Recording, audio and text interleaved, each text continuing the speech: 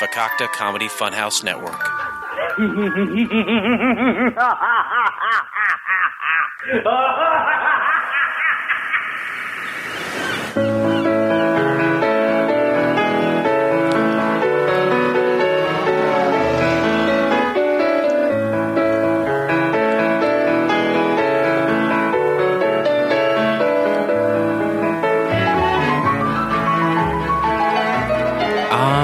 Yes, welcome all my friends to Couch Pilots, the show that dares to fly into the unknown territory of awful television pilots of the past. My name is Jason. You can call me the Black Chopin. Across from me is Captain Philip Restisher. Evening, Captain. Hello, my friend. How are you doing? I'm feeling so fine. Fine? So fine, I'll blow your mind. Hey, Jason. Yeah? Hey, Jason. Hey, Jason, you're so fine. Speaking of being so fine, how's it going with the ladies? I love all ladies. All right, good. Just want to get that out of the way. Whew, let's leave it at that. I love them all equally. Just like when you ask a parent, which kid do you love the best? You say you love them all equally. You know it's not true. Oh, it's and you know I'm lying to you now when I say I love all ladies equally. Do you think that your mom loves you the most out of all of yours, or do you think it's your sister? I think I'm at the bottom with my sister. Yeah. You mean you think your mom loves your sister most? Above me, slightly above me, but she loves my younger brothers more than me. Really? Mm-hmm. And understandably so. I'm not a very nice guy. That's true. That's true. I didn't take that into consideration. I love you, so Shut up, you prick. I'm figuring everybody should love you, and your mom should love you the most because I love you. I love my mom the most. She's fantastic. Is she your favorite mom? She's my only mom. What are you talking about? This is not a My Two Dads situation. They should have done that, though, right? Do you think they should reboot My Two Dads? As My Two Moms? My Two Moms with a 34-year-old son trying to figure out which one is his mom? I think it's great. Well, his mom, they were lesbians. You can't count on me. You remember that song? No. Yeah, Paul Reiser was one of the two dads. Well, yeah.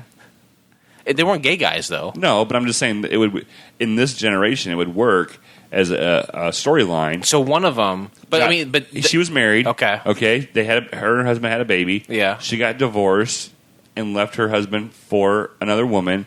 And when the child was very young, and so the two women raised the child. This is the pilot. That you and I are going to write. My Two Moms. One is the butchie, like, hey, you want me to make you some scrambled eggs? Or actually, hey, come out and help me with the carburetor. There you go. Yeah. And the other's the lipstick lesbian. Saying, hey, you want me to make you some scrambled eggs? Hey, you want to go help me with the carburetor? I'm really sorry in advance. I might cough a few times during this episode. I am deathly ill. You're plagued with something. I believe it's either walking pneumonia or like a high dose of bronchitis. I've heard of walking taco, but you're saying walking pneumonia? Yeah, you never heard of walking pneumonia? No, what's that? It's where you have pneumonia, but you can still walk around. It doesn't have you bedridden. Does normal pneumonia knock you out? You can't do anything? Oh, yeah, you can't do anything. Should it be just called something else then? Mono. Oh, it's you have modern day mono? Mono with a cough. Mono y mono. Yeah, exactly. Mono y mono. And that would be the star of My Two Moms, Mono y mono. That's the kid's name? Everything's coming together. This is gonna be so successful we'll never be able to speak about it on the show. We'll probably not have to stop doing the podcast. What's going to happen when we finally, because all through this is the 5th season. Right. Congratulations, by the way. Thank you very much. 5th season, episode 1 of Couch Pilots, and there's been quite a few times where we've dished out some really good ideas for pilots. Eventually, one of these are going to hit because we know a lot of people. We know a lot. We're really connected in the failed pilot world. Right. But we know a lot of people listen to this show in California. Right. San Diego, Sacramento, San Francisco. Van Nuys. The Valley. Eagle Ridge. The Valley. Way in the Valley. Hollywood. We know there's some Hollywood people listening. Great spots. And eventually somebody's going to ring. Yeah. And then what are we going to do? We're going to answer the phone, first of all. Sure. First of all, you got to answer the phone. As Couch Pilots? Couch Pilots Incorporated, how can I help you? Nice. And what do they say? Hey, we heard your idea for My Two Moms. We would like to fly you guys out here, first class. Mm-hmm. Okay. Put you up at the Radisson. Yeah. And then at that point you will say, no, it's okay. I'm associated with the Hilton we'll stay at the Hilton. Yeah, we'll talk to the Blackstone Corporation who owns Hilton, and we'll figure something else out. Right, because we want to show that we have leverage too. We can't we don't just go to whatever hotel they want. Yeah, honestly, I think it was a misstep from the beginning. I think you just got to say, you know what? Let me put you in contact with my agent in charge of my people, and you can talk to them. Because we want to seem like we're unreachable. We don't want to seem like we're always there to answer the phone, We want to be kind of out of reach, so it's a treat to talk to us. What happens if they don't call back? Then we will not make the pilot. But again, going back to the major problem is, what would we do about Couch Pilots, the podcast? I think by then it'll probably be international. Like we said a couple episodes ago, we'll be farming it out and we'll selling the name. I think by that point, it takes a while for a show to come together. By that point, Couch Pilots International will be in full swing, and then you and I, during mandated union breaks for the rest of the cast and crew, you and I will sneak off to our corner and we'll record a quick episode or two. Sure. And we can set up a paywall, and so then the ones that we do, the special editions that we do, then only the VIPs or people behind our paywall can listen to it. That's fantastic. Great ideas. Thanks. All great ideas. That's a Chris Hardwick if I've ever heard it. How are so you're not fully better yet? Are you on antibiotics? No, I refuse to go to the doctor. So you're just letting nature have its way with you? Yeah, I'm just exiting through the gift shop. I am exiting all the infection when it comes up, getting rid of it, and so eventually, if I get rid of all the infection, it'll be gone. Oh, so you just keep hacking up green gobbledygook? Yeah. Is that everything? Okay. Yeah. I was just dumbing it down for our listeners. Sure. I mean, they're dumb. They're dumb. The Pachinko machine brings, for everyone who's the first time listening, we have a machine here called the Pachinko machine, and all the numbers, any contact with the show, all that information runs through our Pachinko machine, and we know, and no offense to everyone out there, but we know our listeners are very stupid. So I have to dumb things. Sometimes you speak in $10 words, and I have to kind of dumb it down for everyone. Sure, makes sense. It happens. That's fine. So what do you want to do? You want to start our show? Let's do it. Let's go into it. Ladies and gentlemen, the captains have turned on the fasten seatbelt sign. All aboard. All aboard, as they say on an airplane. This is I have this written here, and you said it before, but it's going to be my turn to congratulate you, and that's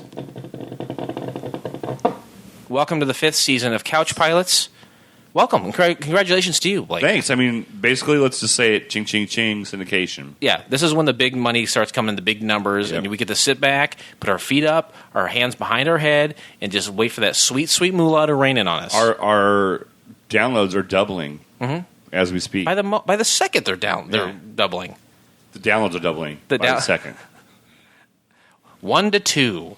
It seems like only last November we started because, in fact, it was last November. Couch Pilots, the first and only podcast to feature television shows that had one and only one episode that may or may not have aired in a faux airplane environment. Yeah. Great idea.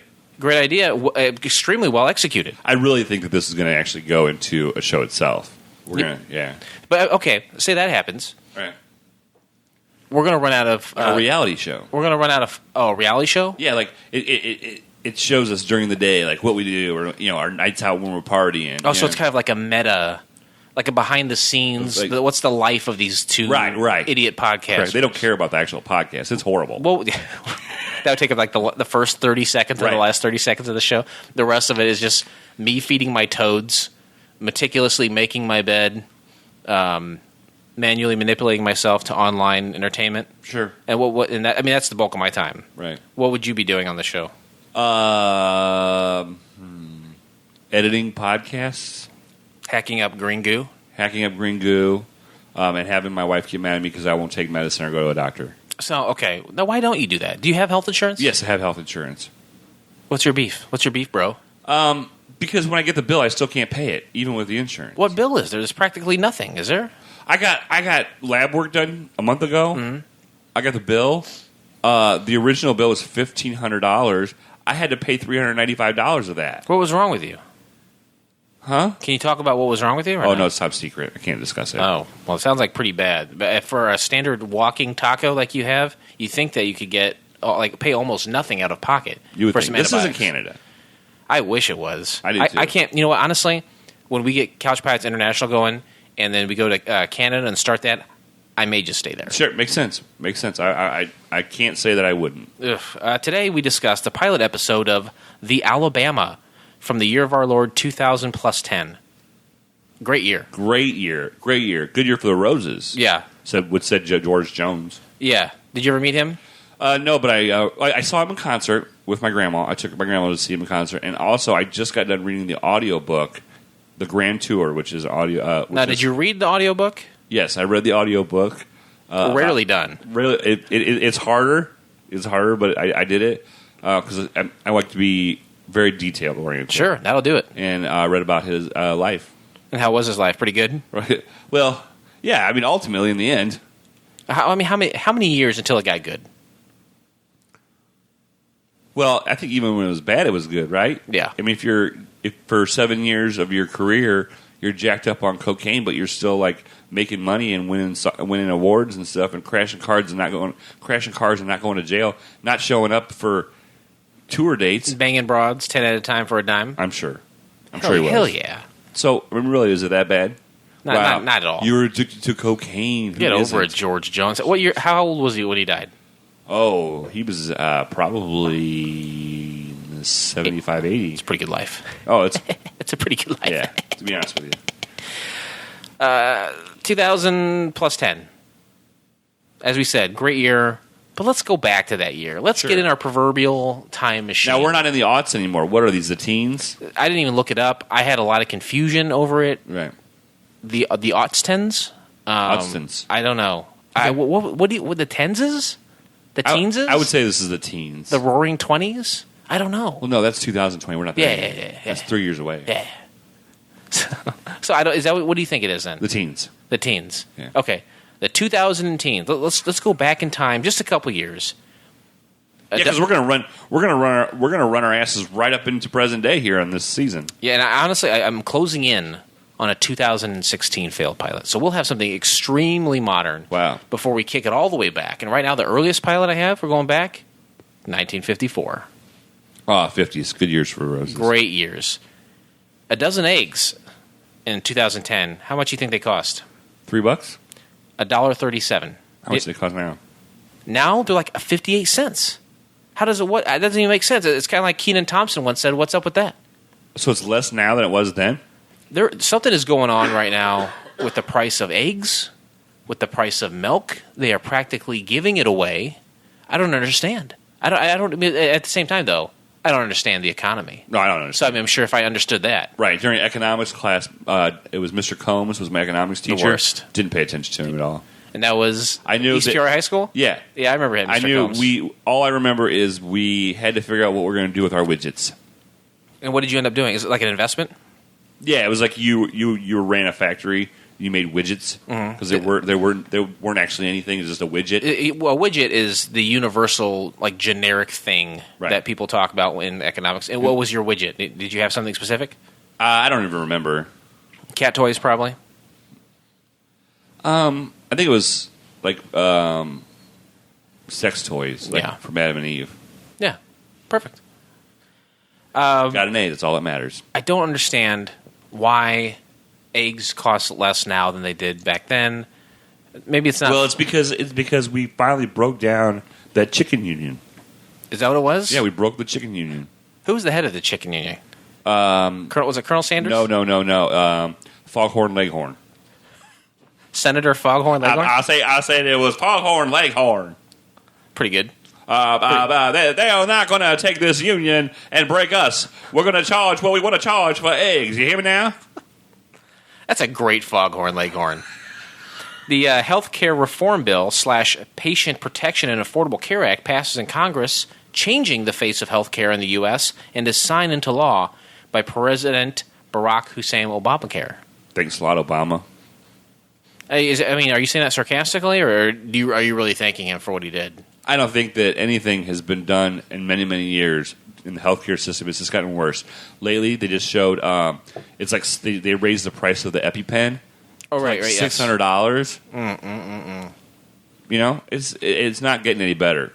Obama had to have something to be remembered by. Something had to be named after him, in his presidencies. Why couldn't it have been just like the president that had the most beers with guys from the Army? Hey, the president who did the best at picking the Final Four in every year in the NCAA basketball tournament. How about the president who most secretly smoked? How about the president who used hair dye to cover up the gray that was caused by the presidency and the nerves of it? How about black guy? Yep, that's true. Well, that was his first term. Well, okay. It was his first term. I was going to say, like, so, no, that's pretty good to be the first black president. How can you not be satisfied with it? You could rest on your laurels. But the second term, the first term, yes, first black president. Yada, yada. Boom, nailed it. Right. Out of the gate. Yeah, looked just like it. Like my foghorn leghorn was nothing compared to his black president. He's half black. The part that matters anyway, right? His penis? His penis is half black and half white. His dad was a white guy, right? I don't know. You never talk about it. No one ever talks about his dad. No, they just say he was a black president. Yeah. His wife is black. Oh, she's blacker than he is, for sure. She's black as night. Yeah, I wouldn't mess with her. She'd give you a roundhouse kick. I have health insurance right now. I did 1 year the 1 year I didn't have health insurance after that Affordable Health Care Act did kick in, I did have to pay a penalty on my taxes, which I think the more as you do not have it year by year, the penalty grows and grows, sure. I believe. Wow. So I think I got busted like $70 or something. Small price to pay. Small price to pay. You would have paid more than that $70 just in co-pays. Absolutely. So Obama, I took the hit on that one. The Tea Party, staying in the realm of politics, of course. Boston Tea Party. The numbers grow in the United States prior to the upcoming November midterm elections. And I think former non-friend of the show, Victoria Jackson. Enemy of the show. Okay, enemy of the show. I was trying to be politically correct. Well, I'm trying to dumb it down for our moron listeners. Okay, Victoria Jackson, she's a member of the Boston Tea Party. Did you know she had cancer? We were making fun of her and she had cancer. She just got done out of remission and she got her hair back. I saw a video of her the other day online where she's playing the ukulele by the beach. So obviously, cancer is not really bothering her right now. I didn't realize that. I don't feel bad about what we did. Oh no, but I didn't realize that either. All she had to do was respond to us. Yeah, we made many great comments about her in the episode. Yeah, I would. If I had cancer, I'd respond to her. And who's to say she's better than me? In a Boston second. In a Boston, that's absolutely right. The world's tallest building, Burj Khalifa. I've heard of Wiz Khalifa. Yeah, the rapper. Wiz Khalifa is not 2,716 foot high with 160 floors open in Dubai. No. He's not. But Burj Khalifa is. Why do that? Just to say that it is the biggest one. Is this the building that's like in the water? Oh, I've never seen a building in the water. It's like a tiny island where just that building sits on. Is it that one? Is this the one that Tom Cruise was on? He was like for... Couldn't tell you. Mission Impossible Ghost Protocol. I could not tell you. What's the name of it? Burj Khalifa. BURJKHALIFA. Hold on, I don't have my secretary. One more time. BURJ. BURJ. Space KH. It's going to populate itself. That's got it. Damn right it did. Why open? Why that big?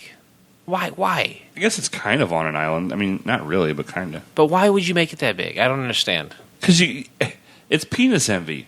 The people in India. So it's a dude with a small cock who made it? Yeah, the people in India are just, they want to have bigger penises than us. And they think that the best way, the quickest route from a small penis to a big penis. It's like twice the size of the Eiffel Tower. It's like, I don't give a shit. I'm never going there. I'll never be in Dubai. I have no business dealings there. Oh. Well, I mean, when IBW... Is that on our tour? Is that on the Couch Pilots tour? Are we going to Dubai? I was planning on it. We had already contacted the Hilton. Fine. We'll go to Dubai. We'll start a very successful podcast. And when we're done, you know what we'll say? Dubai. Dubai bye. Just like InSync once said. Dubai bye bye. Apple releases the new iPhone 4, but problems with antenna design cause consumer problems. I haven't had an antenna on my phone in years. You ever have an iPhone period? No, I don't like iTunes, iPhones. Why not? I don't like Apple. Why not? Why? It's great. I had an iPhone 4. I had no problems with it. It is arguably and debatably the best version of the iPhone ever made. And the only reason you got rid of it was because you had filled it up. I ran out of space, and my battery was kind of shat. And now I have an SE, iPhone SE. How's that going for you? Great. I love it. Why don't you like the iPhone? I don't like them. They crack too easy. What? Speaking of which, there's a crack on my phone. Jesus. All right, how old were you in 2000 plus 10? That's just a few years ago. You got this. I was 6 years younger than I am now. Right. I'm 41, I think. That's right. So you got 35. This. Nailed it. I was 29. Really? High five it? Yeah. Anytime you do math, you should always high five after math. I didn't even do that equation. That we should do that. You know, Eli the other day, he kind of pulled one over. He had his first spelling test of the year. It's one of the things that Molly is very proud of, his spelling ability. Okay. And now what they do, because you don't want to hurt any little kids' feelings. I do. They give them 20 words, but then they give them a bonus word. What's that for? Extra credit? Yeah. So basically, he comes home and she sees it and says 20 out of 20. She's like, oh, you did great. You got them all right. And he says, I even got the bonus one right. And she's like, that's great. 21 out of 21? No, it says 20 out of 20. The little shithead missed one and was trying to pull a fast one over on his mother. Well, it's still counted, right? No. What word did he miss? I don't know. It's back there. It's like drop. Jesus. Drops. I'm like, come on. This kid. I know. Good God. How do you get the bonus word right, which is invention, but you misspell the word drops? He's a savant. Yeah. Why do we choose to watch the Alabama? There's 3 criteria that we here at I'm sorry. Why do you keep saying that? What do you think we're doing right now? Couch Pilots. We think there's 3 criteria. IBWIP.com. That's where you go for everything Couch Pilots.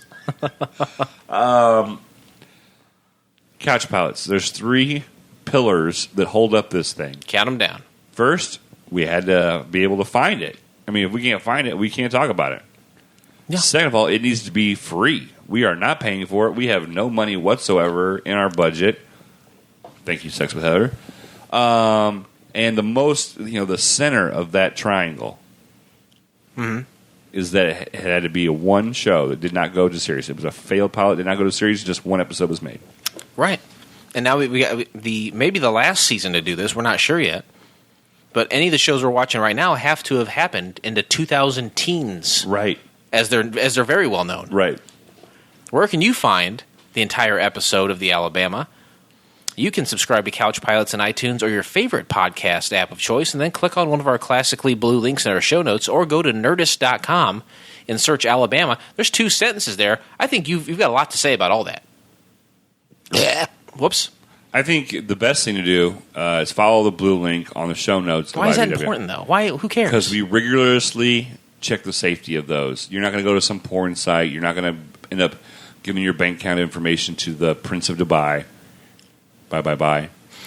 And, it's just the best way to go. The blue links are the safest. Right. We scrub them 10 times over. We make sure they're pristine for you and they're safe. Absolutely. Right. And then the other sentence is the Nerdist.com. And I know you're very angry with Chris Hardwick because you think he's kind of a little twat, don't you? He is the biggest name dropper in the world. I'll admit, I listen to the show. I listen to it every once in a while, yeah. 90% of the time I'll listen to it. Oh, do you? I see. I do not listen to that. You listen more than I do, and you got a problem. I like him. Because I usually like the people that he has on. Sure. But the amount of name dropping he does, and now that he married that billionaire. Oh, is it, they got married? They got married. Okay. Oh, yeah, the wedding invitations were, it was called made from Tom Cruise's shit? No, it was from the pose because he was carrying her, and it looked like The Walking Dead, but it was the wedding something. The Wedding Dead?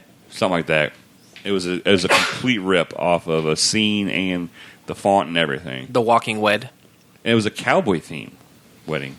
Great. Congratulations, Chris Hardwick. Who gives a shit? Now, yeah. Not only are you like a major internet mogul, but now you have backup money. Sure. The Hearst family, I think is the Hearst family. Yeah, I think she's from the Hearst. From what was that? Patty Hearst, who got abducted from the guerrilla warfare guys. Yeah, these are all like oil guys and publishing guys. Sure, he's connected now. Man, I wish I could get drunk for 10 years. And then he's go a made man. He's a good made for man. him. God bless him. We're gonna take off without him, I think. Flight attendants, prepare for takeoff. But if he wants to put us on Nerdist, I'm fine with it. Okay, well, as long as you're cool with it. Wouldn't you be cool with it? Yes. Summary of the pilot takes place in space with a crew of spacefarers who might are not too bright. That's how it was. I copied and pasted that, and I said it incorrectly on purpose because that's how it was put. That's interesting. Well, get that out while you can. Right. It's true they're not bright. Maybe one of them even wrote the summary. It could have been. Who's bright, who's not? I mean, it depends. Like, people would say I'm not bright. They'd be wrong. And people would say you're not bright. They'd be right. They'd be right when they say you're not bright? All right. Interesting fact. It's all relative. Interesting facts is relative to our conversation. Sure. Every week we talk about a failed pilot. Every week we dive in and we dissect the pilot. We let you know exactly what happened with the plot. Yes. But before we do that, we take that curtain. There's a split right down the middle. We put our left hand on one side. We put the right hand on the other side, and then we open up the curtain just enough. Just so we can peek in, put our heads in, and we do a full 180, look all around. Boom. We see what's behind the curtain. We give you behind the scenes things. No other podcast does that when they talk about TV shows. No, and no one else talks about failed pilots. No, we are the only one. We were in a space all by ourselves for a reason. Right. No one else has any interest in doing that. Yeah, we keep ringing our little dingy bell saying, hey, we're over here, Mr. Big Podcast people, but everybody does. No one's interested. No one wants to hear what we have to say. Interesting facts is very important because we tell you things you wouldn't know just by watching the pilot. Right. But at the same token, these are all truths. These are all facts. And you have nothing to do with these facts. We're not Me? You personally, Mr. Right. Restisher, Captain Restisher, no. I have nothing to do with these facts. All of our listeners have nothing to do with these facts. Nothing at all. So when I read these facts, just take them in, absorb them, and then do whatever you want with them in your own time. But right now is our time. Right now is the facts time. Yeah, it's time to let the facts shine. It's not even our time. It's just the time for the interesting facts. I mean, the facts are what is important here, not us. Let's let the facts shine. Let's give them their due. That's what the facts say. Right. Yeah. That one burnt out quick, didn't it? Yeah. Thank God. So I basically just shut your mouth about these facts. Don't say anything. You can talk about them, but I don't want your opinion, basically. Yeah. We are in the process of we're dealing with a company in India, in Dubai, about making some bumper stickers, and it says, the facts. Don't fuck with them. Right. Absolutely. And we'll get that made, and they're probably going to go, they're like $5 a pop, right? $1. They're $1. Plus shipping and handling. And then plus shipping and handling, that's where you surprise prize. We signed some of them. Oh, yeah, definitely. The pilot was made available exclusively on the Nerdist.com on April 8th, 2015. So it's like a year and some change.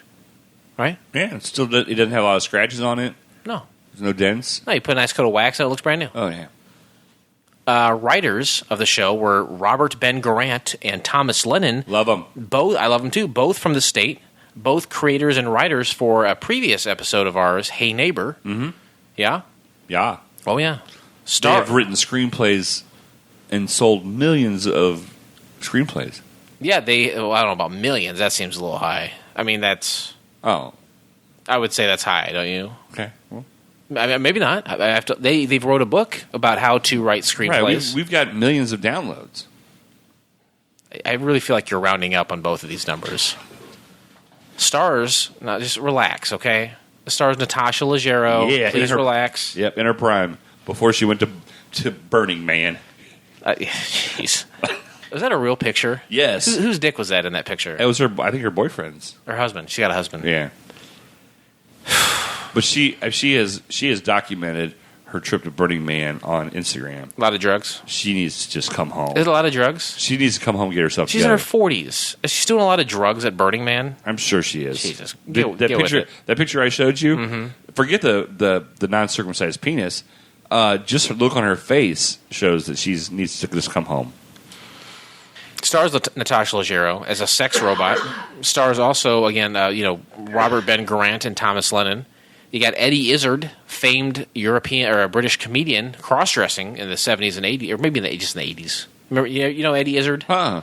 Yeah, he's a big deal. He is a big deal in the UK. Okay. And he's a big-time comedian over there, and he's done a handful of things. Actually, another upcoming pilot will be starring Eddie Izzard as well. Okay, what does he play? He was the guy at the planet who had like the mind powers. Yes. He wearing all white. You've got Mindy Sterling, who was the woman from Austin Powers, and it was current like Dr. Korn. Okay. And then you've got Rob Hubel, which I like very much. He's good. That was which one was he on here? I don't know. He was the guy who exploded. He was from Human Giant. He's been in a bunch of great movies. Yeah, like, he was I Love You, Man. Briggs. There you go.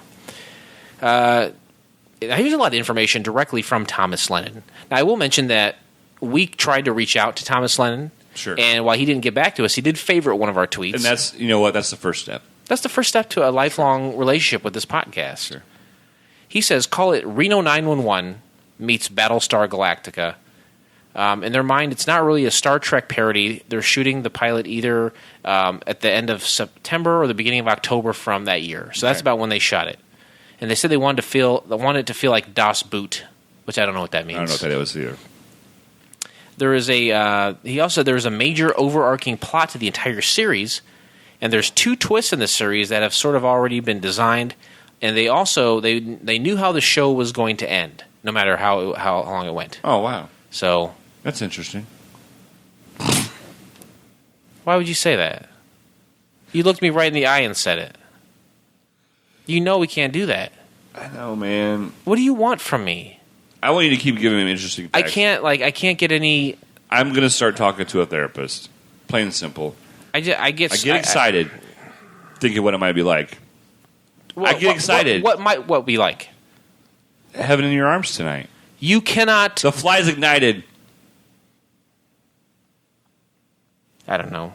I'm sorry. I get excited. I know you do. This is not free reign for you to start quoting lyrics from songs, which I assume you were doing a second ago. Springfield. I cannot get any more mad at you for. I'm just done. I've reached the quota for mad. I'm trying to desensitize you, basically. It's working. Like my wife, with pleasure. I've desensitized her. You've pleasured your wife so much. What's the end game there? Like to where she doesn't want to have sex anymore, and you're like, all right, I don't get to have sex. I've pleasured her so much to where she's burnt out her clitoris. Yep, pretty much. All right, well, good. There may be some characters on the show who are puppets, he said, and that did turn out to be the case. There will certainly be some characters on the show who are cyborgs, so it's just 911 with a much larger buffet of problems to choose from. Okay. These are all quotes from Tom. Great. I'm so glad he got back to us.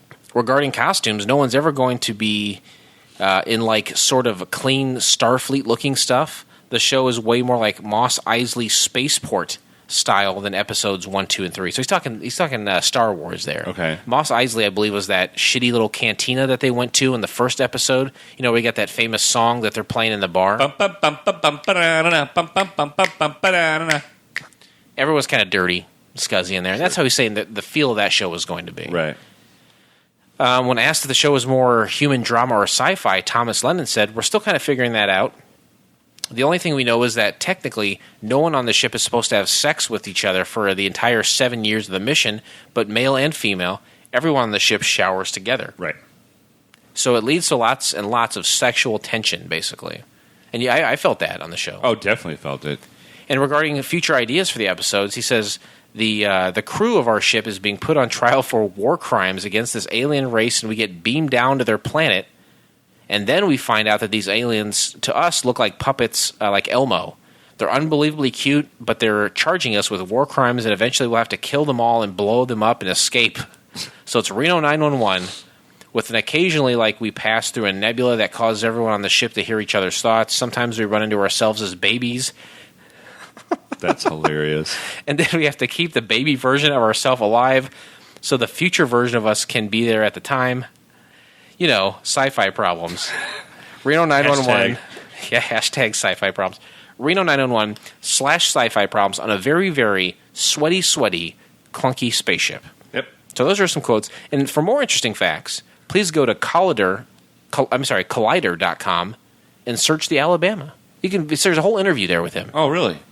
So if you like Tom, but all he had time to do was just to like our tweet. Yeah, you can talk to Collider, whatever the hell that's worth. But here, you and I, currently active podcasters with very low numbers, you can't talk to us? Yeah, I mean, we're under 1 million. We're under 1 million. So, thanks, Tom. Let's go ahead and take a quick break. We'll come back and talk about the pilot. Okay. We're going to hear a little something. What did we decide on? We didn't, did we? No, we didn't. Are you sick of spoiled white people and Donald Trump bringing you the news you could care less about? Are you sick of trolling the interwebs for penis-related news only to end up flaccid? Do you lust for Florida only the way a mother lover can? Then look no further than Fakakta Comedy Funhouse's Low Blow Podcast with Adam Z and Dave Rowan. Streaming live every week at lowblowpodcast.net and available for download Thursdays at fcfnetwork.com. Appropriately inappropriate. Oh! We have a frequent flyer who just Snapchatted us an answer to a question that we had provided. Oh, okay. Do you want to play it real quick? I would love to. I've got a question for you after this. No, I didn't. She's really annoying. She's texted me over 20 times today. I haven't replied. All right. So he said no. That is unrelated to the And he show. was naked as well. Can we talk about, with leaving names out, can we talk about who that is or what that is? Yeah, that was Mute Jacob on from IBWIP. We were talking about him having sex with a girl with MS. Jesus. You know what that means, though? What? Like He did the next right thing. He did the right thing by not having sex with her. Because I did some digging. I looked into some stuff, and I found out this girl, guess what? I have no idea what you're going to say. Yes, you do. She's actually DSJ's new girlfriend. New girlfriend. Yes, the new one. For people who don't know, DSJ is, or Tarmac John, as he's known, is our tarmac worker. He has golden cones. He's out on the runway. He's directing the plane. He helps. I take the plane off and I bring it back down. You take it up, bring it down. So I do all the stuff in the middle. You do all the stuff in the middle. God bless you. But him and I have a very good working relationship because I need to look like his golden cones. Right. You guys sometimes it's like Siamese twins. Like you guys know without even being thousands of feet different. Right. We're on the same page. Yep. We've just like Parker Lewis can't lose. DSJ and I have synchronized our swatches, so we know we're always on the same page. He also, we don't talk about it a lot, not really need to, but DSJ stands for Down Syndrome John because he has Down syndrome. Right, which is irrelevant. Completely irrelevant. This girl apparently, I can't believe you said it, Mute Jacob, but yes, in fact, it was him who he was supposed to see this girl who had MS, muscular sclerosis, right? Yes. And I guess Multiple. Is there singular sclerosis? Can someone be diagnosed with singular sclerosis? With SS? The USS Alabama. Anyway, I guess DSJ this is news to me. How did you find this out? Well, that night that Jacob was over here, I saw the number on his phone. Mm-hmm. Because one of the things that people don't understand about podcasting is wherever you're podcasting, that person has reign over all your social media, all of your private information. Sure. And so I take for granted some people don't know that. Sure. I went and Googled that phone number, got a name, and as I was Googling it, DSJ came in the office, said that they were out of paper towels, and if we had gotten any more at Costco. And he just happened to see, because I had it up on the... We have a smart board. Sure. In our office. Me and you have an office. Yeah. Our desks face each other, but yeah, we have a smart board to the left of me. For the longest time... To the right. For the longest time, our desks were back to back. Yeah, and it was difficult. So, and I had it up there, and he's like, "Hey, that's my girlfriend," because I Google imaged her. Right, and it projects on the smart board. Sure.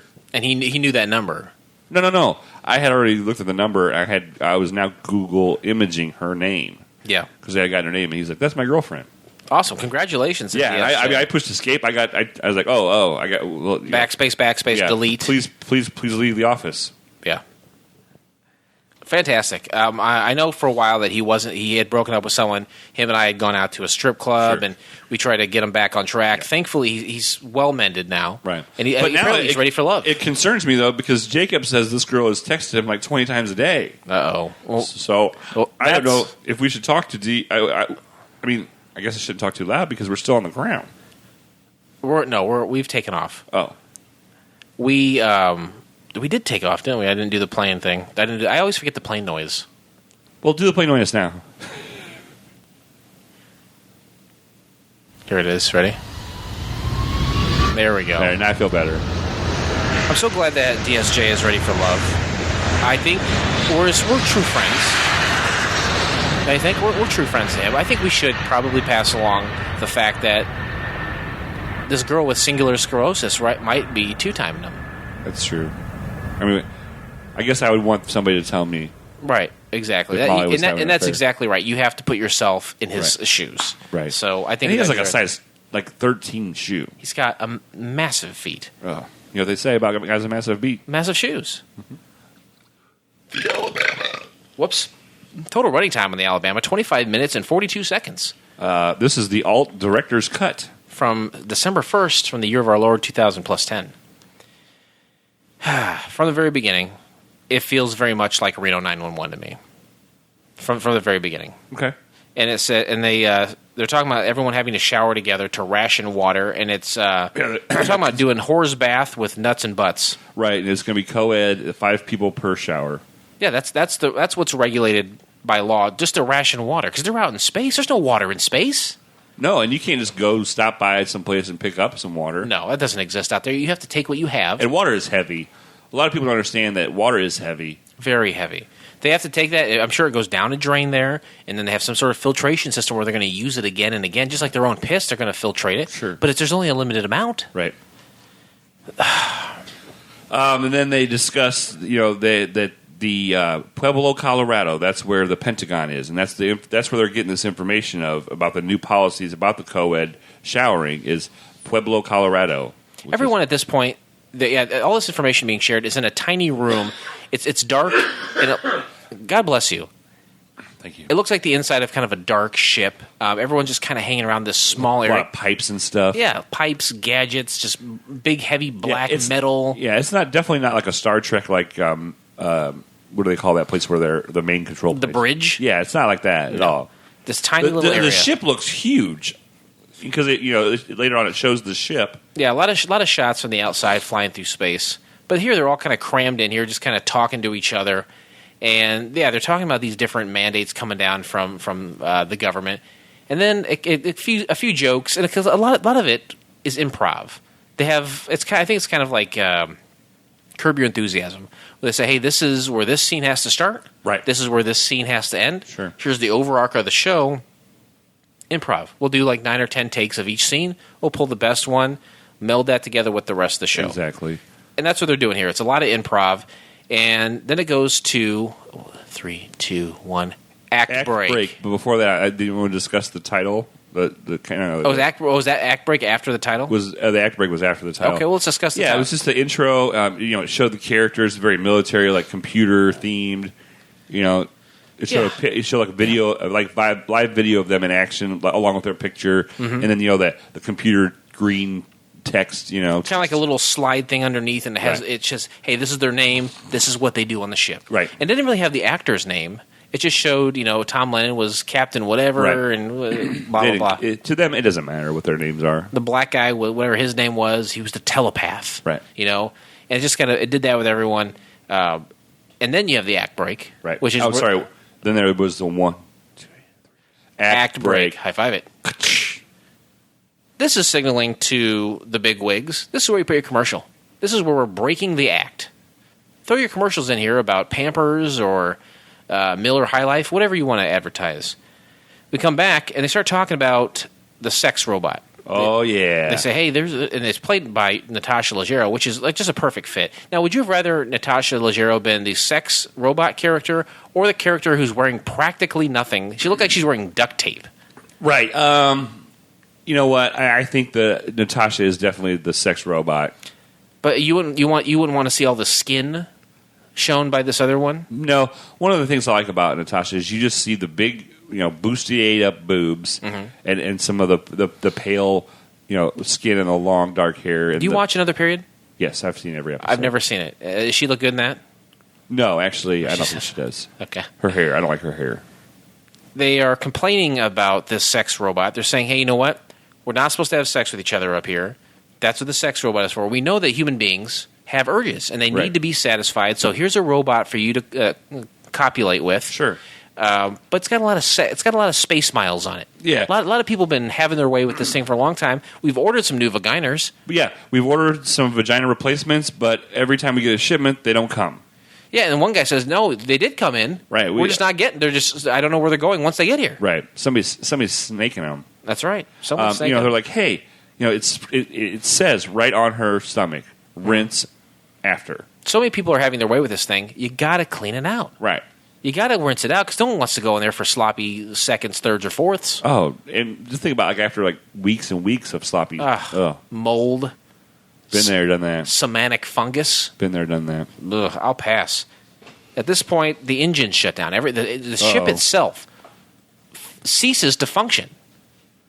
And they're like, what's going on? What is happening here? Why is this not working? And they said, you know what? Let's go talk. The Ron-Rons are in charge of this. And at this point, I don't know what a Ron-Ron is. What does that mean? I don't know. Is it a Ron-Ron or a Ron-Gron or a Rom-Ron? I don't know. I think it was Ron-Grom. Okay, Ron-Grom? Ron-Gron. I wrote down Ron-Ron because I didn't know. Originally I wrote down Rom-Roms. Well, they went down to talk to him, and they took a pack of cigarettes with them. Two cartons of cigarettes, generic cigarettes, because there was no label. Space cigarettes. Mm-hmm. Yeah. And apparently they were union workers. Mm-hmm. They get down there, and it's a couple of puppets, which at this point, I like this. Yeah. I like that there are some puppets integrated in this. Sure, definitely. They're worried about getting when you run out of oxygen, basically you start to get space madness with no air. Absolutely, you get space madness. Go down there and negotiate with them. So they come down there with the cigarettes, and they're saying, no, we're going on strike. He said, you guys signed a thing, said you wouldn't go on strike for 6 months since your last strike. Right, like, fuck you. The best we can do is give you some more vacation time, and they're just not having it. They're speaking in unintelligible language. We can't understand it. A little bit. Well, they did say the word Jake Gyllenhaal a couple times. Jake Gyllenhaal, and then what was it called when you get to stop? A queef. No. I'm sorry? When you get to go to port? Leave.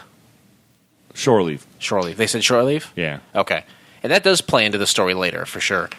So they kind of cut away from there, and they're saying, you know what, we only got 48 hours or whatever it is, 10 hours of oxygen time. We got to figure something out. And then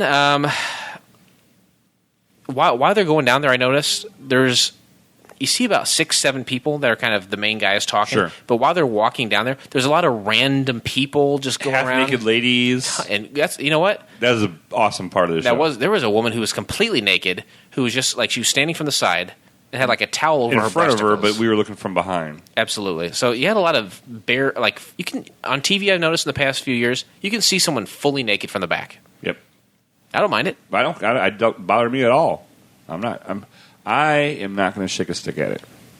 Also at this point, I've noticed that Thomas Lennon looking kind of buff. Very buff. I noticed that too. High five it. I was like, he must have prepared for this role as a captain. You got to be kind of buff, physically fit. Dude's looking beefy. Not anything out of hand, but very much different than his character you would think now on. He's on The Odd Couple. With Matthew Perry. Yeah, he doesn't seem like it would be. No, he's more of an uptight, kind of clean freak guy. OCD. Yeah, but size wise, he doesn't look the same. Right. No, you're definitely right. But here he's got a cut off shirt, and his arms are exposed. There's some sculpting he's toned. He is toned. They get back there and they're saying, yeah, these guys aren't cooperating with us. We try to give them the cigarettes. We've got limited oxygen. We're going to get the space madness. We got to figure something else out. All of a sudden, they get a video message. And it's always a video message. You ever notice that? I would like to see some holograms. Yes. If we can do it in 2014 with Tupac Shakur, surely in 1,000 years from now, we could have Eddie Izzard standing in front of us as a full hologram. The planet Torgon. I think so. I don't know. Planet Torgon. And they leave a message for he's got this video message saying, hey, come down here. Right. We want you to go through some challenges. They're going to challenge you at tennis. The 5 tenets. Yeah, and they're like, yeah, let's play some tennis. Let's who here is best at tennis, and we'll challenge them. Right. And so they get zapped down to the planet. They fall. They get zapped over, and then they just appear. About 2 feet from the ground, then they drop down. And it's not everyone on the ship. It's of the main cast. You've got 5 of the main cast, and there's probably 2 or 3 left behind. There's 2, yeah. We got the 2 guys, and then you got Sex Robot, right? Oh, and Mindy Sterling. So you got 4 of the main cast left behind, 5 of the main cast going. So they go, but right before they leave, they had the whole crew has this conversation about whether they said tennis or not, and I thought it was pretty funny. Yeah. Yeah, and that's part of the improv. It's just kind of like beating an idea or beating a pun or something that was misheard, kind of beating it into the ground. We've never done that. We should try that sometime. No, we should try beating something into the ground. So some of the crew, like you said, is teleported to Eddie Izzard's planet to test them and their character. This is what he said. And for what reason, I don't know. But he said, I'm going to test, because apparently he's not human. And he's saying, you guys are human beings. Right, I need most of to you. do some experiments on human beings. We're going to test your character. He says the first test, and by the way, it's the 5 tenets. It's not tennis. Right. It's the 5 tenants. The 5 tennis balls. The Royal Tenon balls? Yeah. The Royal Tennis balls. The first test is to choose one of the 5 of you. It's one right off the bat, just like Negan in The Walking Dead. I'm going to kill one of you. Right. And they're like the black guy. They all point to the black guy. Usually you would stop, everyone would look at each other, no one would say anything, and you kind of wait for someone to step forward and say, you know what, I sacrifice myself to the greater good. We're put in an impossible situation. I will sacrifice my life. But they all said, no, just kill the black guy. Right, yeah. Yeah, four white guys and 1 black guy. They're like, hey, maybe you should, take a few moments and, it takes a little longer. No, they're like, nope. We really appreciate you allowing us the time to do so, but we've made our decision. Right. So they kill him and they shoot him back up into the. Yeah, they go back on the ship, and up there before they get there, they're calculating how much air they have. There's 2 guys sitting there. It's like, well, but for us, right? There's 75 hours. But it's just the 2 of them. Yeah, so we could kill everyone else on the ship, and we'd be good for like 75 hours. Right. And all of a sudden, the rest of the crew appears. And they're like, oh, they're back. They're back. Whew, thank God. Thank God. So yeah, the black guy's dead. And they don't even know his name, I don't think. No, yeah, they just call him the black guy. And finally, Natasha makes her... Honestly, we're about 8 minutes in, but it feels like an eternity till we see her. Right, because I knew she was going to be in this. I did some investigating of my own, a little bit. How much investigating are you doing anymore? I just go to the IBWIP page.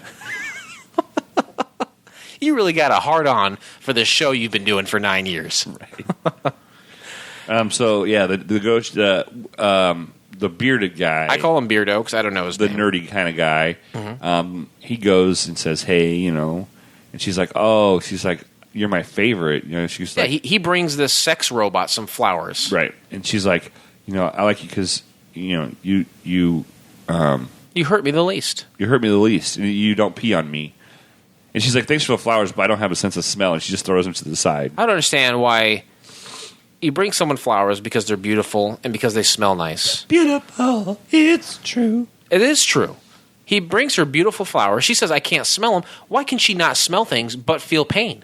What kind of sadist would build a robot that could not smell? It's a sex robot. Sometimes sex can get kind of stinky. I mean, there's been a lot of times where I've been in the middle of sex, and that's fine. All of a sudden, your head slides off, and you're knee deep in an armpit, and you're just like, ooh, I don't want that. Or you didn't go do the belly button method, and you just went straight down there, and you're like, whoa, abort. And the belly button method, of course, is take us through that, won't you? Sure. When you're going down on a young lady or an old lady, whichever you do, a person with a vagina. You work your way down slowly, and when you get to the belly button, that's kind of like your last. The point of no return. Just take another whiff. If you're good to go, dive deep. Divers do it deeper. If it smells good, proceed. Yeah. If it smells bad, just go back up, and they won't be insulted. Because if you go any below the belly button, and then you go back up, the girl gets like. There's expectations below the belly button, sure. Right? Yeah. So a little note for all of our frequent flyers out there: take that one to the bank. But my point is.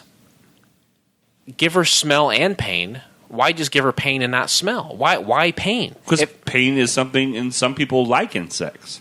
But that's mean, though, isn't it? Though to like give a robot pain, like they don't. The joke wouldn't have worked about the flowers. I know. They basically wrote in that joke about the flowers, and they went, "Oh shit, let's just add this." I know it's part of the joke, but I really am feeling why it bothered me, so I brought it up. I'm sorry. Right. At this point. Act break. Big high five on that one. Whoops.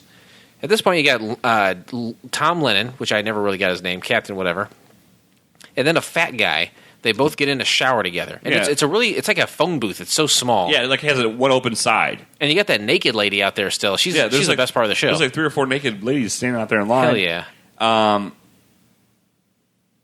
Yeah, and they would lathered each other up and everything. They were pretty intense. And they were it appeared to be full on naked. I'm sure they had something over their scratches. Say again? Scratches. And you are still doing German lessons. I assume this is a yeah. German word for male genitals? No, scratches are the like underwear, like the flesh-colored underwear that actors and actresses use. Is that really what that's called? Yeah. Scotches? Yeah. I've never heard that. Yeah. I'm aware that they exist. Didn't know they had a name. Interesting fact. Incredible. High five it. Man, my hand is getting sore today. So many fives. Let's try it the other way. 3, 2, 1. Oh. Nope. Shit. Okay, let's just. All right. Do you have like some sort of soothing salve I can put on my hand? No. So they go back down. They get zapped back down. So there's 4 of them left. They get zapped back down to Torgon, and this. They have not killed the black guy. They made him like a waiter. Yeah, they put him in the back, and they said, "Hey, the test is the guy that you all chose to kill is alive, and now we get to test how you deal with awkwardness." And they were not fazed by that at all. The Puzzle of Poe was the next tennis match. Yeah. So they went to pass out, and they thought it was candy, and they started putting them in their mouths. Like, no, those are puzzle pieces. Yeah, so they spit them all out. Right. The black guy's back, and the captain. And so like I said, they You got tests 2 and 3 done, right? And then you send them back to the ship, and they're like, "Hey, we got 1 hour." And they oxygen. send the black guy back with them. Yeah, the black guy goes back, and he's kind of like, "Hey, no hard feelings." And they're like, "Oh, yeah, okay, yeah, you're welcome, no problem." Like, no, I mean, you should kind of apologize to me. They're like, "No, we're good, thank you very much." But they send him back to the ship. They got an hour of oxygen left, and then the captain is kind of in his quarters trying to come to terms with the fact that they're in dire doom, right. Inevitable death, and he's playing a cello like a guitar.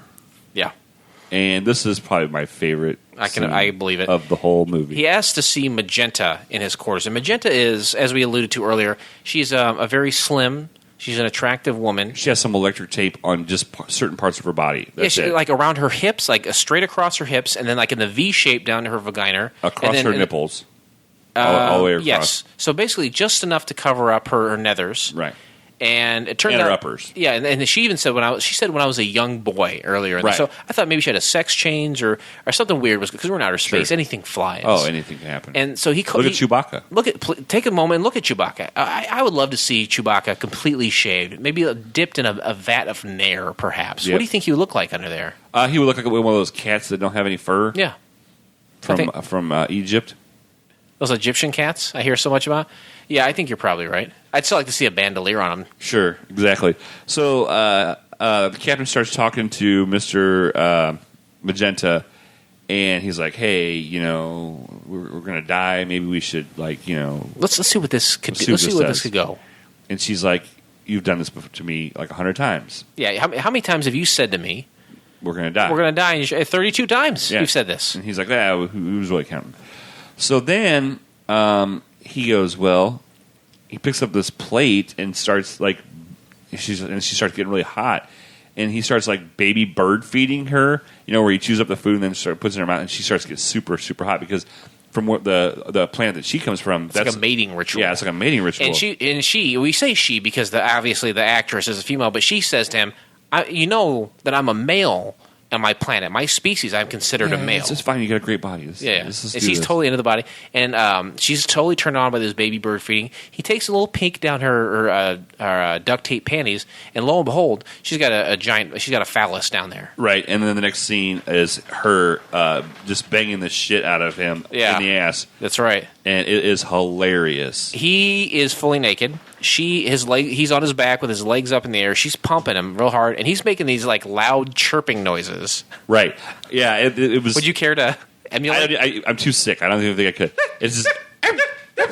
And they're like timed perfect. And they're just with her pumps. Yeah. With her pumps, and they're the same. They're the same vocal level and everything. It was hilarious. Pretty good.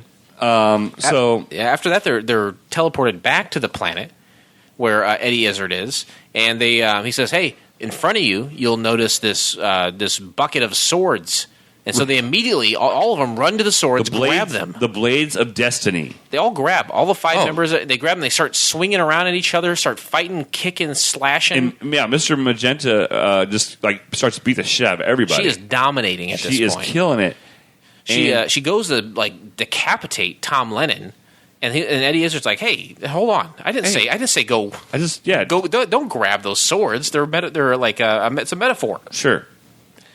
So at this point, if you're keeping track, I'd say they are 0 out of 4. Definitely for the character 0 out of test. 4.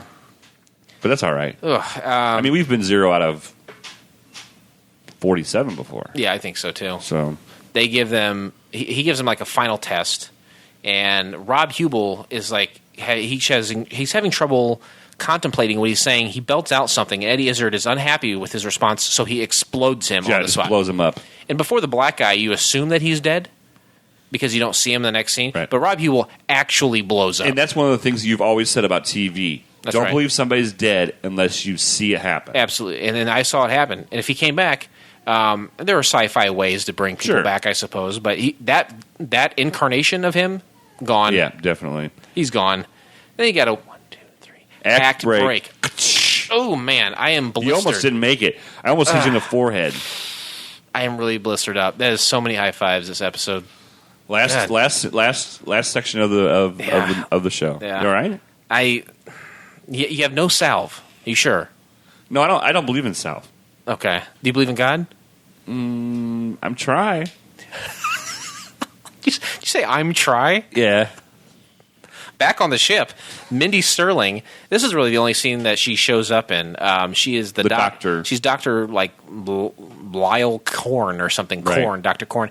She's sewing up Tom Lennon, and it gets kind of romantic. What is that called? Florence Nightingale, right? She took care of the guys, and people fell in love with you. You fall in love with the person taking care of you. Oh, Florence Nightingale. like in that movie, Big, right, with Tom Hanks. No, it's the one where the Rosie O'Donnell captures that writer. The League of Extraordinary Gentlemen. Exactly, that's the right one. That same thing happens in that one. And he writes that book. Yep. Exactly. He breaks his leg with a 2x4. Mm-hmm. Great movie. Rosie O'Donnell, great actress in that. Great year. Great year for Rosie O'Donnell. Great year for the Rosie O'Donnell. I heard an interview with Rosie O'Donnell not too long ago.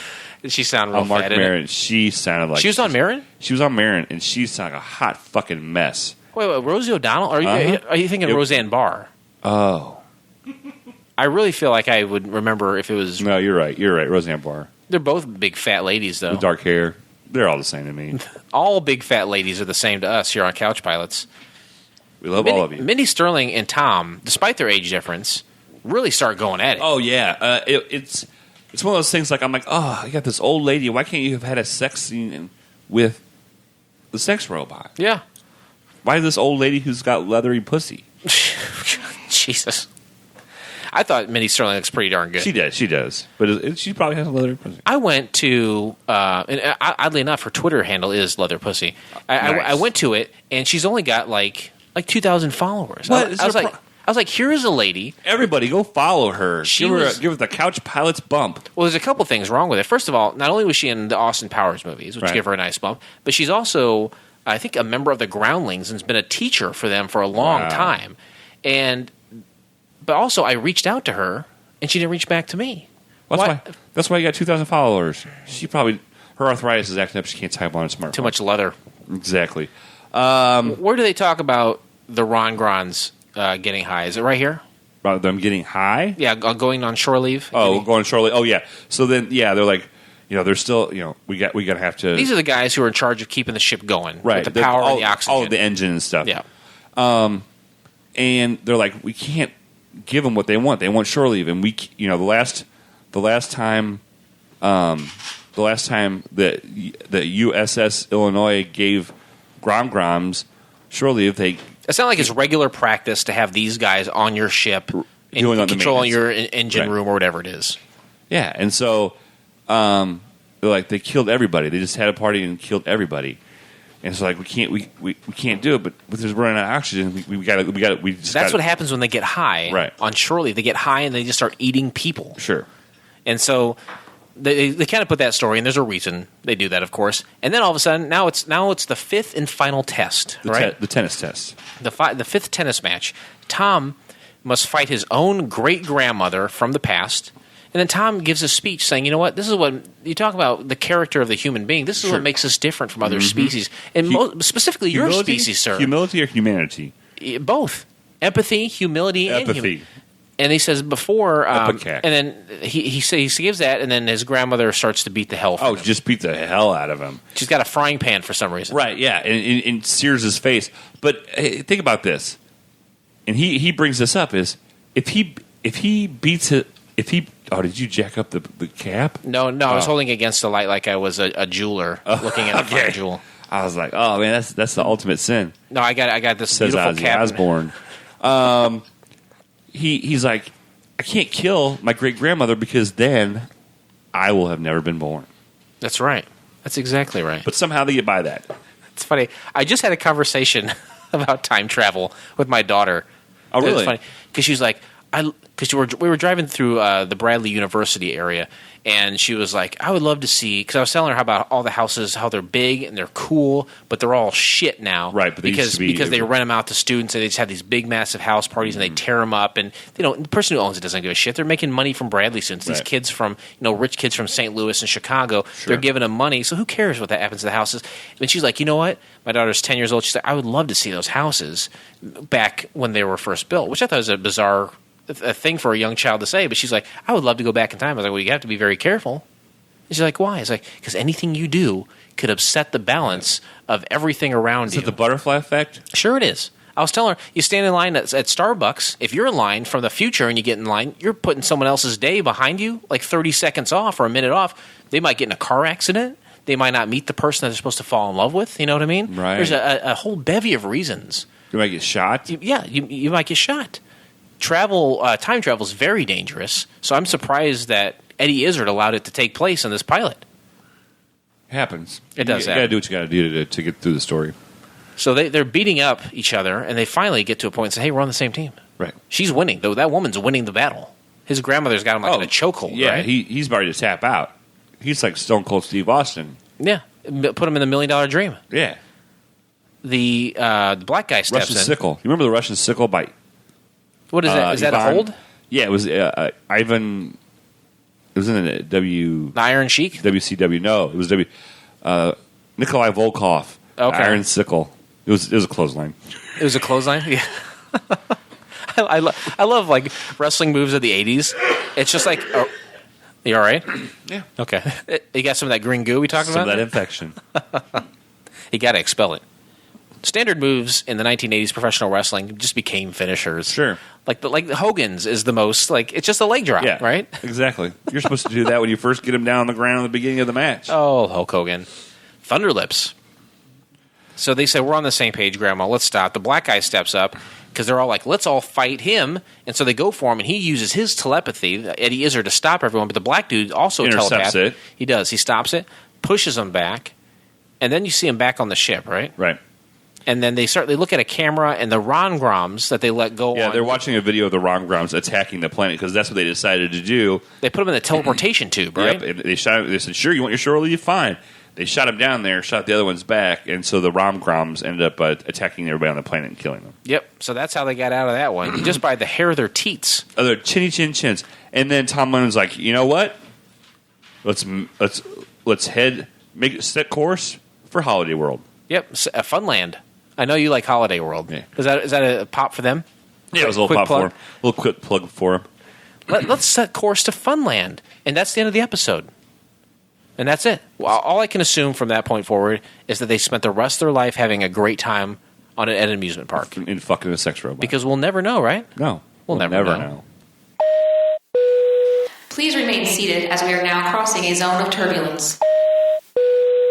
So why didn't this show didn't work? You got a lot of great people. You really do have a lot of great people on this show. Right. I have a hard time when I see both those writers, Ben Garant and Thomas Lennon? And Thomas Lennon make something and it not at least go one season. There's been countless movies. If there's a lot of movies you say, oh, you name a movie and you wouldn't even imagine. that they had something to do with. Right. Some of the notable ones, they wrote Herbie the Love Bug, I believe, that starred Lindsay Lohan. Midnight at the Museum. Absolutely, they did all the Midnight, what was it? Is that what it's called? Night at the Museum with Ben Stiller. I think they wrote all three of those. Mm-hmm. That was a big money maker for those guys. But yeah, that's a lot of what they do. A lot of times, scripts for movies will have several drafts. Right. I mean, they're just giving them the original, and what the writers, they buy them off of them. Yeah. And then they do whatever they want with them. So Herbie the Love Bug might not be anything like what they wrote, but they just bought the idea. Right. So they write these things, and yeah, absolutely, they get credit since they're the original guys, and the last guy who touched it up gets credit too. Everyone gets a little piece of the pie, but they made a real career out of doing that. These are seasoned writers who got their start in sketch in the early 20s, even late teens, maybe. Right. Why didn't this work? I thought it was funny. I thought there's some good stuff in there. I thought it was funny. I could see this on a Comedy Central. Easy. Yeah. I don't know why. I think that I feel like there was borderline too much sexual stuff. You look at some of the total running times of these things, right, and they usually hover around 21, 22 minutes. This is 26. Yeah, this is about 26 minutes. They could have cut out some of that sex stuff. Yeah, there's where he was getting... When he was getting ass fucked, yeah, that probably had a lot to do with it. That, and the nudity of just the crew and stuff. Sure. A lot of the sets did seem confining and dark. I like that feel, but not as... I don't want it confining. Maybe open it up a little bit. Sure. Everyone seems so crammed, like it was like fucking laughing, or everyone opened a hole in the wall and stuck their head in. That's what it seemed like. Right, like they had each of them had their X on the stage, and it was like right next to you. Do not move. Do not move, because there's nowhere to pan, there's nowhere to fade out, nothing. Yeah, everyone just had their own little crevice they pop. I don't know, maybe open that up a little bit. Don't get me wrong. Some of the girls that were naked, very nice. I don't mind looking at that at all. But will it play on like an I think it was for FX originally that this was supposed to be on. Would it play on FX? I don't know. Maybe. Yeah. I don't know if they'd allow some of that. You could have had the girls in the cotton underwear. That's nice. That was good. You maybe didn't have to go full nude, but the cotton underwear was fine. Sure. God, you all right? Yeah. I'm all right. It's been a while. Should we? Oh, has it? Yeah. Like a week. Get out of town. Oh, longer than that. It's been a week, or it's been more than a week for you? You're a married man. That's one of the luxuries of being married, is having sex every day. Was I in St. Louis last week? I think so. It's been a week. It's been okay. Anywho, she don't love me a long time. Uh-oh. Zoinks. That's about all I can think of as far as what went wrong with this show. But there are also, like, Rob Hubel's kind of coming up right in 2010. Like, he had success with Human Giant about 3-4 years before that. But he's kind of coming up right there. Tom and Ben are no slouches. They've been around. Mindy Sterling has gone through all of the Austin Powers at this point. Eddie Izzard is a big deal. This may have been the only show that he was on since it appears was probably massacred by the Ron Grons. Right. But you had a lot of big names. I don't know. Maybe the big names cost money. I don't know. It could be a budget issue. It could be. I mean, I thought the reason why they had such close quarters is maybe because of budget, for sets. Maybe.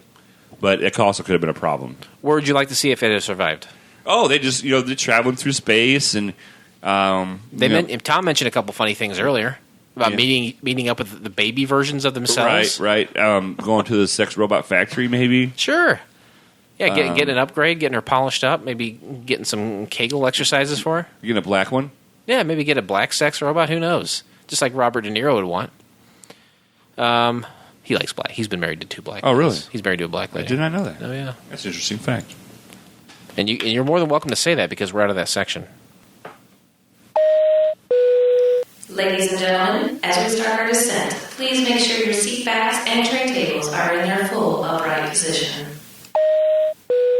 Final descent. We're taking this thing down. We're telling you what people thought about it. We've given you a lot of information so far. Sure. I mean, this has been filled with information. It's like almost infecting the episode. There's been so much information. Grant, you and I have a lot of connections. We talk to famous people all the time. Like right now, we're touching each other. Yeah, we reach out and we can look at that. This is almost like the Sistine Chapel, that negative space there between God and what was it, Adam, probably? Sure. Anyway, we have a lot of connections out there. We talk to a lot of famous people, a lot of writers. Everyone knows who we are, but we don't do these pilots because they're exclusive for us. Anyone can watch these things. Yeah, right? They don't hand deliver them to us like that guy that got the Bob Odenkirk ones mailed to him. Right? They don't mail them to us for next. That's right. We dig them up. Yeah, but we dig them up, and then we say, here you go. Sure. And feel free to watch. Yeah, and anyone can watch these things, and anyone has watched them, and that's why there are reviews out there. For IMDb, it received a 7.2 from 12 ratings. Nice. Which is a low number of ratings, but again, this has only been available for a little over a year. Sure. Thanks, Chris Hardwick. The only review that I saw for this was someone on IMDb. He says, legit hilarious. This was from just a few months ago, May 5th of this year, 2016, by Christopher Pike from Sweden. Just saw the unaired pilot at Nerdist. Easily one of the funniest half hours I've seen the past decade. Inexplicable that it wasn't picked up by FX for a full season. It's only slightly more out there than It's Always Sunny in Philadelphia. In a way, it was ahead of its time. The writing and tone may be better suited for a streaming service. Because I like sci-fi, maybe because I like sci-fi, this was even funnier to me than Reno was back in the day. It's not easy to do sci-fi comedy well, but this show nailed it. The Yahoo series Other Space was, to say the least, substantially different, not nearly as funny. Here's hoping Thomas and the company can revisit the concept. In closing, I quote, Jake Gyllenhaal. We've watched some space comedies, and it is difficult to make them not cheesy. I totally agree with that. We've seen some, and they've been cheesy. This is not one of the funniest half hours I've seen in the past decade. That's the problem. Is a lot of times you're reading these and I'm like, that guy's got it, and then he says something stupid. It's maybe better suited for a streaming service. Like I don't know. Netflix. I don't know. You know, with a streaming service, I feel like a lot of the shows hover around like a PG, a hard PG-13, right? Where there's not a lot of nudity. I love the hard PG. You like that? You like that? You like when I do that? Like when I do that too? Yeah. Let's kiss. Let's go back to back real quick. Back to back real quick? Yeah. All right. Ready?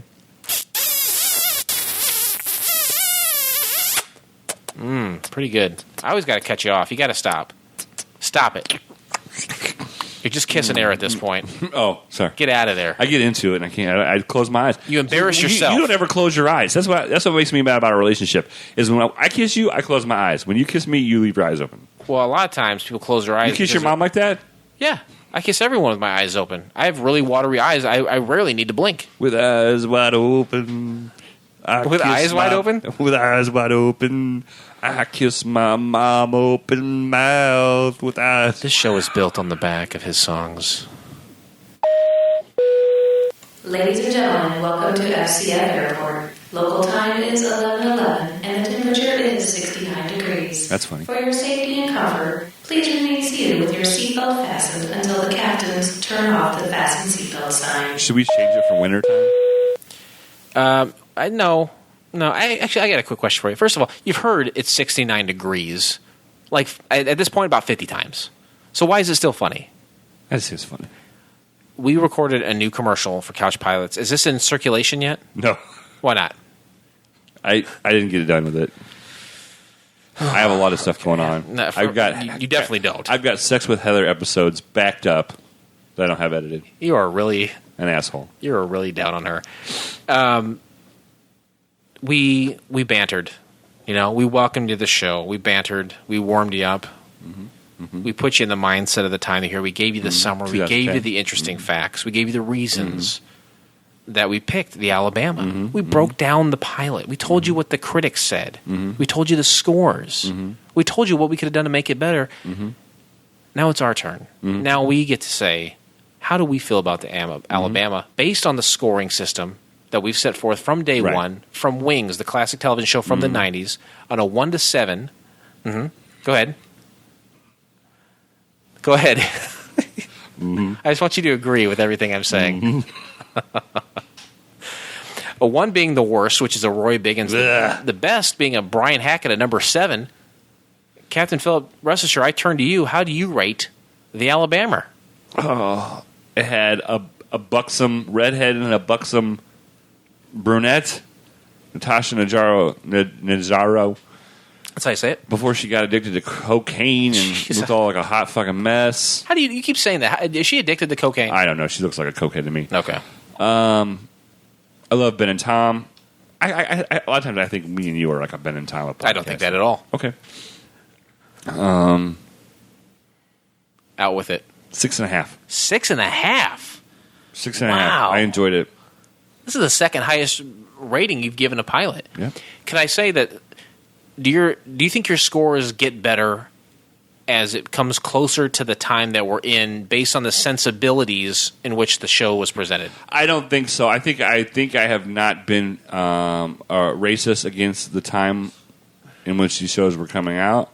Timophobe. Timophobe. Yeah, I definitely am not a timophobe. I just think that you know what, it could be, but I don't think I'm like that. Okay. Well, great. I'm so glad we dug deep into that and really got to behind why you're not a timophobic. Sorry. What are you thinking about right now? Huh? Let's put the ratings aside for a second. What are you thinking about right now? Where is your head? Oh no. It's right where it needs to be. I give it a 5. Okay. I give it a 5. It's funny. It is funny. It's not the best thing out there. It's not the funniest thing I've seen in a century. For me, improv shows, they need to be tighter than what they are. A lot of improv shows where they say, like we were talking about before, let's start a scene here, let's end a scene here. We know where the whole episode essentially is going to be, A to Z, right. But in the middle, we don't have line for line scripted out. We're going to let the actors, we're going to trust them with the dialogue. When you do that, it needs to be tight. Yeah, so I think leave it to editing or leave it to a number of takes. You need to get there, and sometimes when you have an improv show like that, it lags a little bit. There are spots where, like I said, you're really beating an idea into the ground to try to find that funniest line, where if it was pre-written, then you would already have that funny line there. Sure. So for that reason, the parts that where it lagged, I would give this show a number 5, a lull mather, which is still a respectable rating in my mind. Oh, definitely. Do you agree? Yeah. And you give it a 6.5. That's a pretty good. I would say watch it. Definitely watch it. Stamp of approval. And with that, we close the book on the Alabama forever, never, forever to be opened again. But we aren't done. We're never done. We'll never be. As long as I'm alive, which surely will only be a few more months. Ditto. Please join us next time, won't you, when we watch the pilot episode of Wonder Woman. Here's a little something to wet your whistle. It's the modern day, and being Wonder Woman is complicated. Diana is leading a triple life, running a large corporation out of costume and fighting crime in costume in one identity, which to me would be just a double life. Yeah, but it seemed to me to be a double life as well. But who am I to deny the summary of the show? Exactly. You can find the entire episode of Wonder Woman by subscribing to Couch Pilots in iTunes or your favorite podcast app of choice, and then click on one of our classically blue links in your show notes. Or go to epicgeekdom.com and search Wonder Woman, which I left out the D, so it reads Woner Woman. But you should search Wonder Woman. Sure. There's some incarnations out there. This happened from the year of our Lord 2011. So look for that one specifically. Sure. Never forget. I would never forget 2011.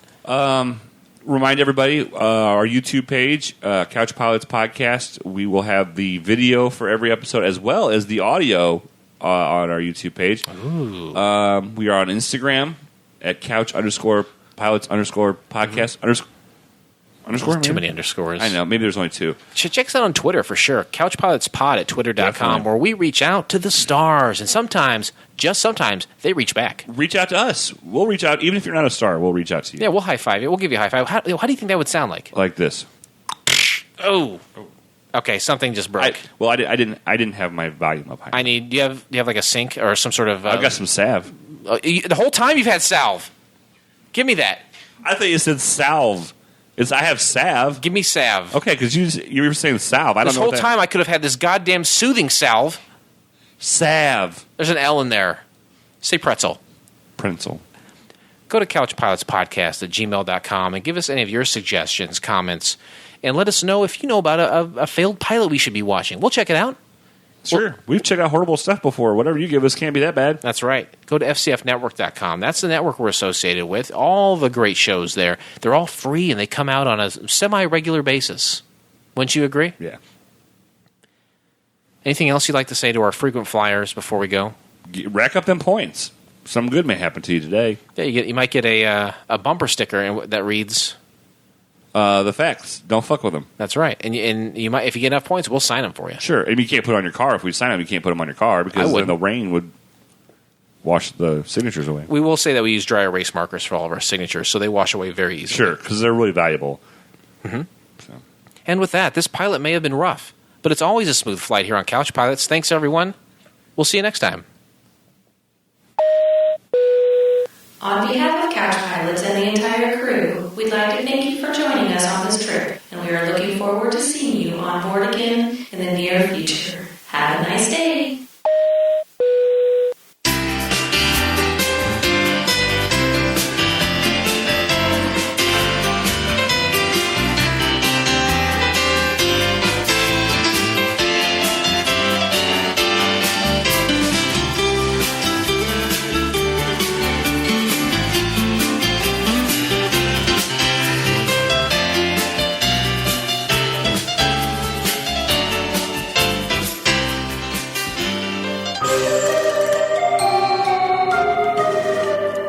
This has been a Fakakta Comedy Funhouse production, produced by Jason Tosher, executive produced by Blake Clayton.